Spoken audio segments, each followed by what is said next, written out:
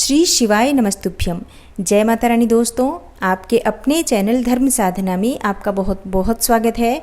माँ भगवती दुर्गा की कृपा आप और आपके पूरे परिवार पर सदा सर्वदा बनी रहे।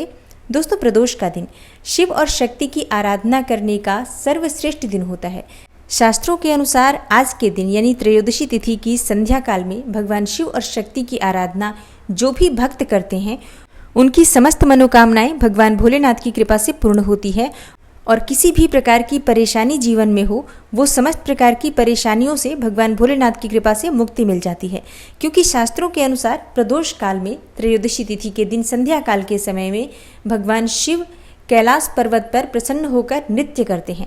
तो इस समय में जिस भी मनोकामना से आप भगवान शिव की पूजा आराधना करते हैं, शिवालय जाकर भगवान शिव के दर्शन करते हैं, उनका अभिषेक करते हैं, बिल्वपत्र, भांग, धतूरा इत्यादि चीज़ें भगवान शिव को अर्पित करते हैं और शिव मंदिर में एक छोटा सा दीपक प्रज्वलित कर देते हैं, तो इतने मात्र से ही आपको मन वांछित फल की प्राप्ति होती है। इसलिए बहुत से भक्त प्रदोष का व्रत धारण करते हैं। लेकिन अगर आप किसी भी कारणवश प्रदोष का व्रत नहीं कर पाते हैं तो भी आज के दिन भगवान शिव और शक्ति की आराधना करने मात्र से भी आपके जीवन की समस्त परेशानियों से आपको मुक्ति मिल सकती है और आपकी कोई भी मनोकामना हो भगवान शिव की कृपा से वो मनोकामना बहुत ही शीघ्र पूर्ण हो जाती है। इसलिए अगर आप व्रत करते हैं तब तो अत्यंत ही श्रेष्ठ है, लेकिन जो भक्त व्रत नहीं कर पाते हैं उन्हें भी आज के दिन भगवान शिव की आराधना जरूर करनी चाहिए। दोस्तों, आज की वीडियो में मैं आपसे बात करने वाली हूँ कि आषाढ़ मास के कृष्ण पक्ष के प्रदोष व्रत में आप किस प्रकार से भगवान शिव की पूजा आराधना करें। कौन सी 5 वस्तुएं हैं जो अगर आप भगवान शिव को अर्पित करते हैं प्रदोष काल में तो निश्चित ही आप जिस भी मनोकामना से भगवान शिव को ये वस्तुएं अर्पित करेंगे वो आपकी मनोकामना भगवान शिव और माता पार्वती की कृपा से पूर्ण होगी।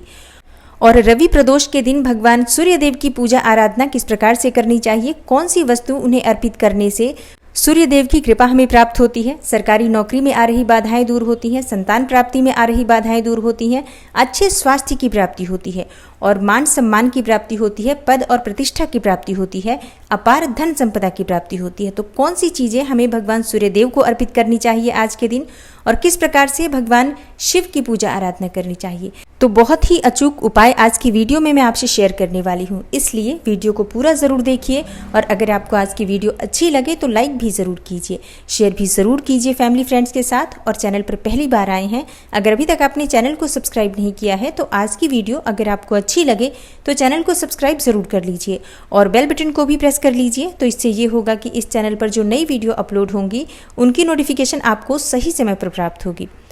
दोस्तों, बात करेंगे उपाय के बारे में, लेकिन इससे पहले जान लेते हैं प्रदोष व्रत के शुभ मुहूर्त के बारे में।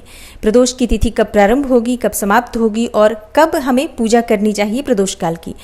देखिए, त्रयोदशी तिथि प्रारंभ हो रही है 25 जून यानी शनिवार को देर रात 1:09 पर और त्रयोदशी तिथि समाप्त होगी 27 जून सोमवार को तड़के सुबह 3:25 पर।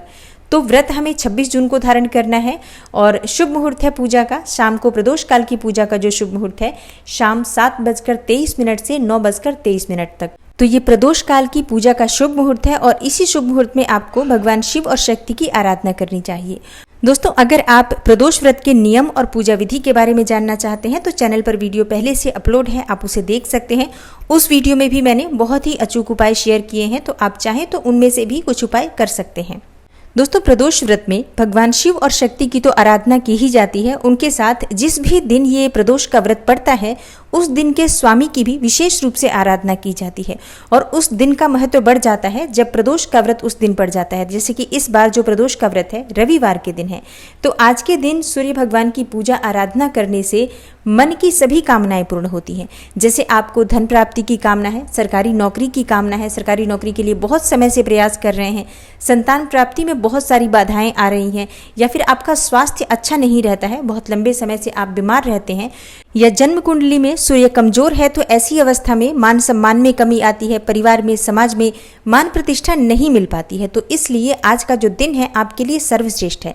आज अगर सूर्यदेव की आराधना की जाए तो इससे आपको मान सम्मान की प्राप्ति होती है, सरकारी नौकरी में आ रही बाधाएं दूर होती हैं और मतलब सभी परेशानियां जो आपको सूर्य से संबंधित आ रही हैं वो सभी परेशानियां दूर होती हैं।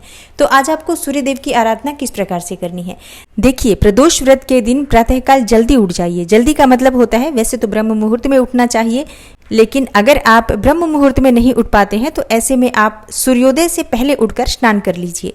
और भगवान सूर्यदेव की पूजा में लाल वस्त्र धारण करना बहुत श्रेष्ठ माना जाता है।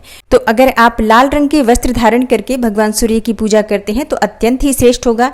लेकिन अगर आप पूरे लाल रंग के वस्त्र नहीं धारण करना चाहते हैं तो ऐसे में लाल रंग का कोई भी एक वस्त्र धारण कर लीजिए, या फिर एक रुमाल अपने सिर पर रख सकते हैं, या कोई दुपट्टा अगर स्त्रियां हैं तो वो अपने सिर पर रख सकती हैं। इस प्रकार से लाल रंग का प्रयोग करें अपने वस्त्रों में भगवान सूर्यदेव की कृपा पाने के लिए।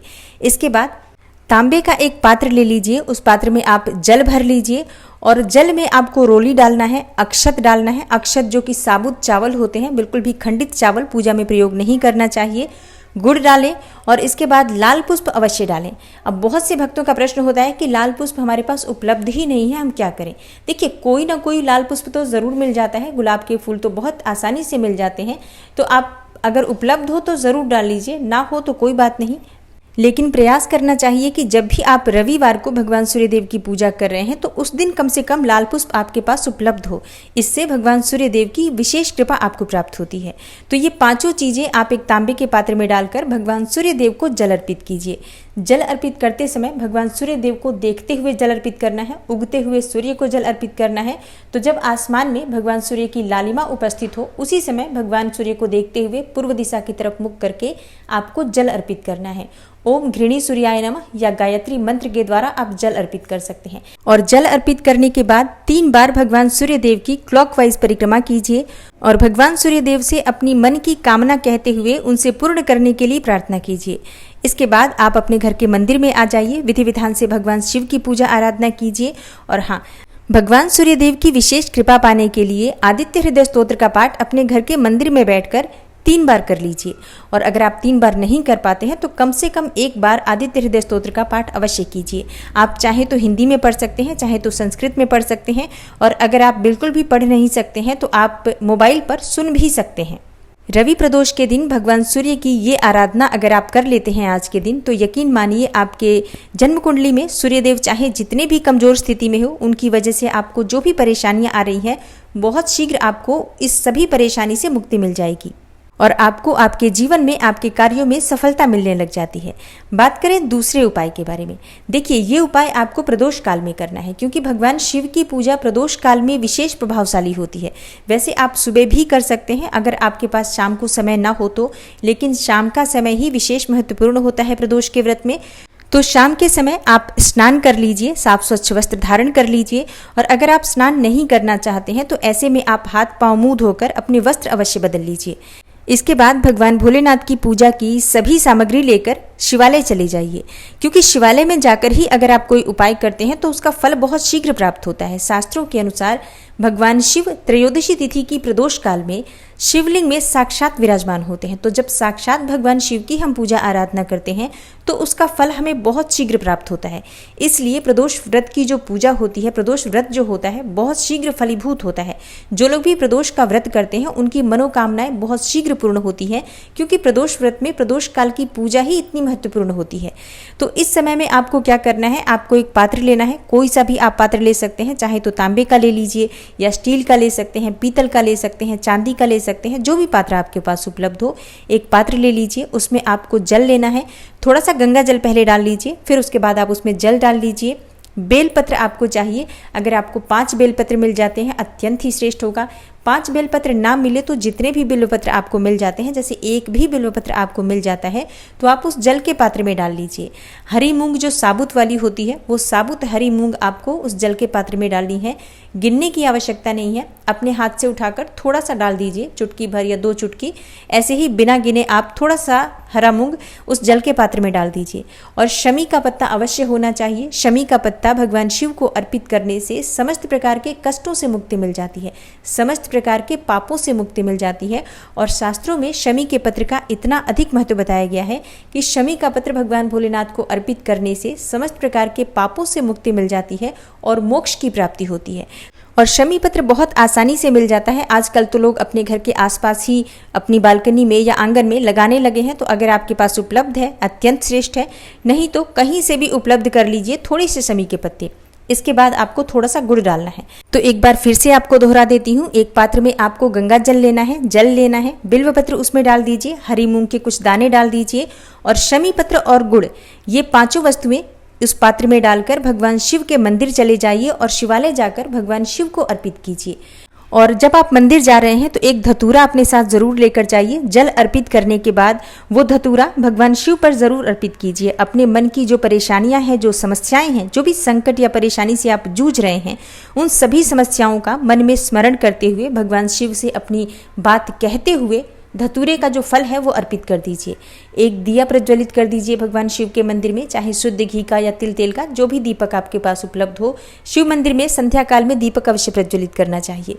और थोड़ा सा कपूर लेकर जाइए, भगवान शिव की आरती कर दीजिए।